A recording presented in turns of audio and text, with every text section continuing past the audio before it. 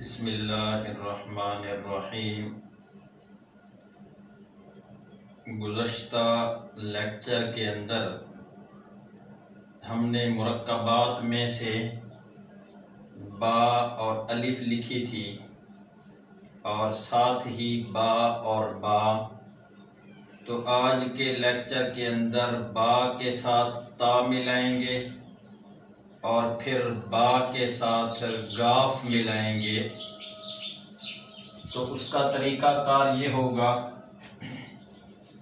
कि बा लिखते हुए सबसे पहले इस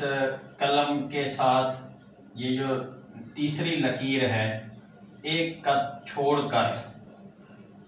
इसके ऊपर आधे कत की मोटाई पर ये हम बा बनाएंगे ऐसे, और फिर इसके नीचे ये मुकम्मल 5 कत की हम बा लगाएंगे। जिस तरह कि ये बा हम शुरू में सीख चुके हैं कि ये बा किस तरह लिखी जाती है।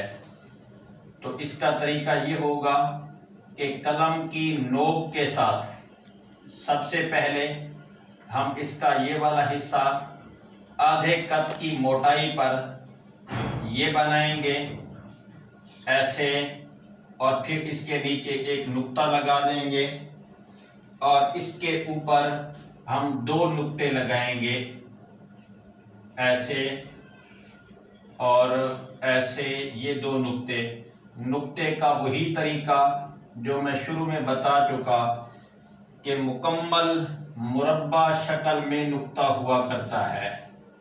यानी नुक्ते की चारों जानिबें वो बराबर हुआ करती हैं और ये ता ये 5 कत की हुआ करती है। ये बा और ता इसी तरह हम बेअलिफ बा लिखेंगे। जो बा हमने शुरू में सीखा था कि बेअलिफ बा का क्या तरीका था, ये 1 कत ऊंचाई होगी और दरमियान में 1 कत का फासला होगा, और फिर ये हम अलिफ लिख देंगे जो अलिफ हमने शुरू में सीखा था। और इसके साथ जब हम काफ मिलाएंगे तो उस वक्त ये अलिफ जो आम अलिफ था वो 3 कत का हुआ करता था, ये अलिफ उससे कदरे बड़ा होगा, यानी 4 कत का अलिफ होगा। और अलिफ के यहाँ दरमियान से यानी आखिर से क्या करेंगे, बा को खींचेंगे और आगे वही बा लिखेंगे जो बा हमने शुरू में सीखी थी, यानी 5 कत की बा लिखेंगे। और साथ ये भी बताता चलूं कि इस बा अलिफ जो लिखा, इसके साथ जब हम बा को मिलाएंगे, दूसरे काफ को मिलाएंगे, तो ये जो दरमियान वाली जगह है यहां ये फासला होना चाहिए। ये लफ्ज की खूबसूरती के लिए यानी यहां फासला भी होना चाहिए और इस काफ और बा का यूं लाइन के ऊपर बराबर भी आना चाहिए। तो इस एतबार से ये हमारे लफ्ज जो मुकम्मल एक ज़ाबता, मुकम्मल एक कायदा के तहत लिखे जाएंगे, उसका ये तरीका होगा कि सबसे पहले ये जो अलिफ हमने सीखा था वो अलिफ, और अलिफ ये बा और दूसरे काफ को इसके साथ जब मिलाएंगे तो किस तरीके से मिलाएंगे, इसका ये तरीका होगा ये जो आप लोग देख रहे हैं। और फिर इस बा के नीचे ये क्योंकि बा काफ है या बा के 2 ऊपर सिरे बनाए तो ये बा गाफ बन जाएगा। ये इस एतबार से ये बा ये नुक्ता डाल देंगे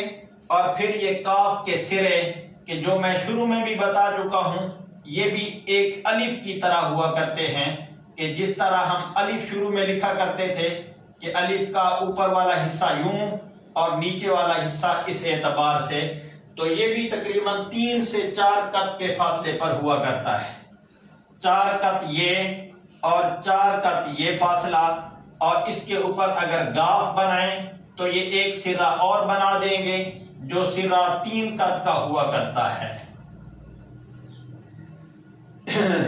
तो आज के इस लेक्चर के अंदर हमने ये 2 लफ्ज लिखे एक बा, ये एक कत लंबाई इसकी हुआ करती है, और एक आगे इसके ता जो लिखी ये 5 कत की लंबाई पर हुआ करती है,